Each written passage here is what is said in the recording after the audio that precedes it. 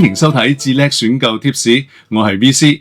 咁最近咧喺粉嶺有屋邨咧喺供水方面出現污染物，咁再一次引起大家關注對食水嘅安全同埋健康。咁市場上咧有邊一種嘅飲用濾水器係可以令到大家安心使用嘅呢？咁今次咧我就挑選咗香港幾種熱門嘅飲用濾水器系統咧，同大家講下嘅。咁我先俾大家知道咧乜嘢係濾芯嘅精密度，佢係以微米做單位嘅。咁1微米咧就等於0.001毫米。咁以亞洲嘅成年人頭髮咧，大約係100微米做例子啦。咁1微米就等於1/100條頭髮嘅粗度啦。咁今次咧我會先講壓縮嘅活性炭，佢嘅結構咧就係嚟自高密度嘅壓縮炭塊。佢嘅濾芯嘅精密度咧就係有0.2至到0.5嘅微米。佢咧就除咗咧係可以攔截到一啲嘅微粒，例如係鐵鏽啊、泥沙之外咧，仲係可以咧係過濾到原粒子嘅。咁另外咧，佢亦都可以吸附有機嘅污染物，例如農藥啊、塑化劑啊、殺蟲劑嘅。但係咧，佢就可以保留翻咧有用嘅礦物質，而有啲嘅機款咧仲加入咗紫外光要嚟殺菌嘅。咁另一種咧就係陶瓷濾芯啦。咁佢係以天然嘅矽藻土啦，或者係多孔嘅陶瓷製成嘅。佢嘅精密度咧大約就係0.2微米，咁咧就可以攔截到細菌啦、微粒啦、雜質嘅。咁但係咧佢就唔會改變到水質嘅酸鹼度同埋咧礦物質嘅含量。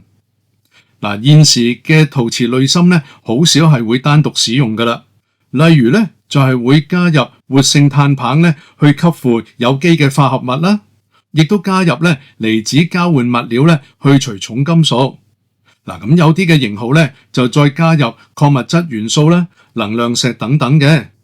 而有公司咧就係以1+5嘅形式咧加入唔同嘅濾芯，加強佢過濾嘅效果，以及改變水質啦同埋佢嘅口感嘅。咁跟住要講嘅咧就係逆滲透濾水嘅系統啦。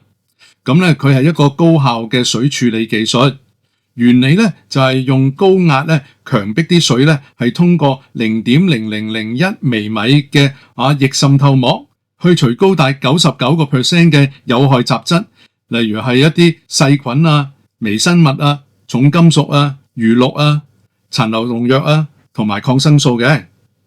但係佢嘅缺點咧就係過濾咗之後咧就係接近係變為純水，咁裏邊咧就已經冇晒應有嘅礦物質，而水嘅 pH 值咧亦都係偏酸嘅。另外逆滲透嘅系統咧就係必須先加入 PP 棉嘅濾芯咧作為前置嘅過濾，要嚟咧就係過濾啲泥沙啊、鐵鏽啊、懸浮物等等嘅大粒雜質嘅。咁係防止到嗰個逆滲透膜咧係被堵塞嘅。咁最後咧就係電解水機啦。嚴格嚟講咧，佢係一部功能性嘅水機，而唔係濾水器。佢嘅原理咧就係通過電解嘅過程，產生含有活性氫以及 pH 值8.5至到9.5嘅鹼性水啦，同埋 pH 值4.5至到5.5嘅酸性水嘅。咁佢含氫嘅鹼性水咧就係有抗氧化嘅作用，可以中和酸性嘅身體體質，亦都可以改善腸胃道嘅問題。而弱嘅酸性水咧就係可以作為美容之用嘅。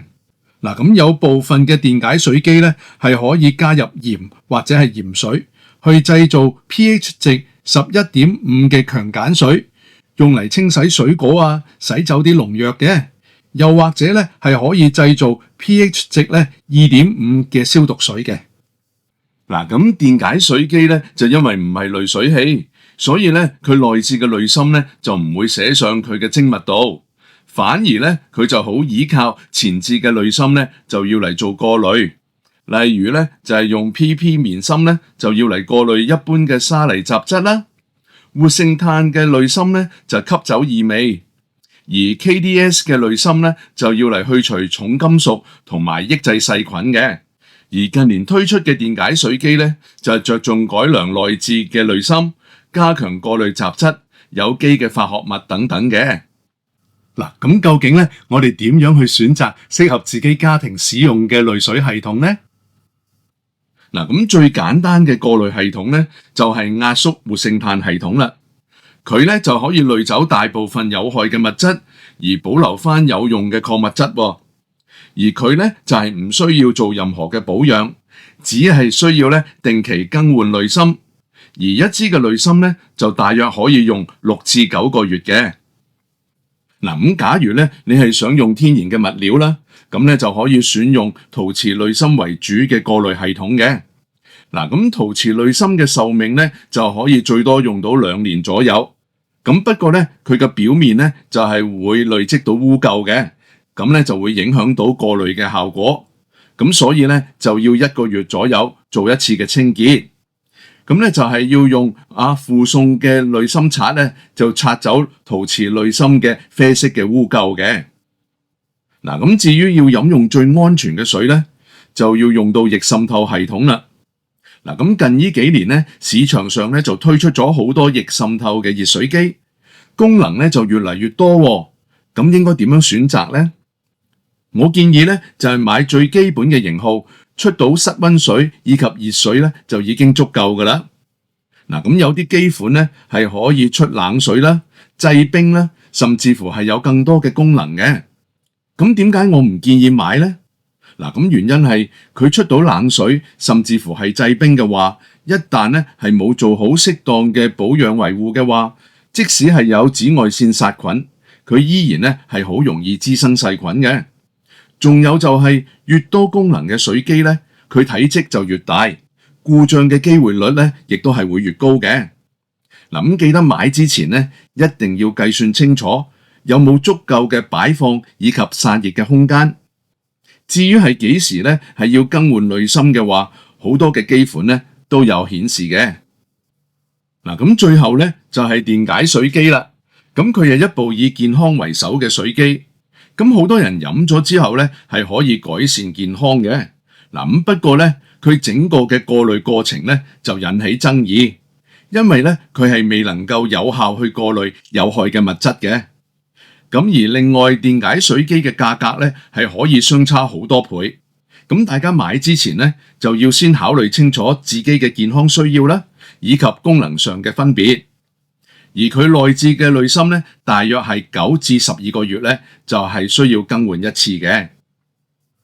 嚟到呢一度咧，我要俾大家一個溫馨嘅提示。假如你屋企咧已經係用緊某一種嘅飲用濾水器或者係過濾熱水機，而發現到主力嘅濾芯咧比起建議嘅更換時間提早咗好多嘅話咧，最大嘅可能性就係你屋企嘅供水咧係比較多沙泥雜質，例如係粉嶺嘅屋邨事件啦，咁你就要做好或者咧就係加入前置嘅過濾啦。